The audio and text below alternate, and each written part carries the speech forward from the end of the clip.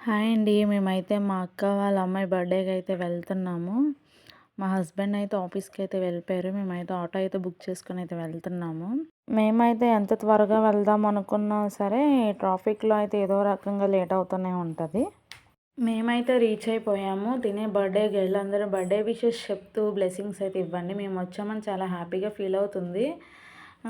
మేము వెళ్ళే టైంకి అయితే వాళ్ళు టిఫిన్ అయితే చేస్తున్నారు. తన డ్రెస్ ఎలా ఉందో చూపిస్తుంది నాకు. మా అబ్బాయి అయితే తనకైతే ఇడ్లీ అయితే పెడుతున్నాడు.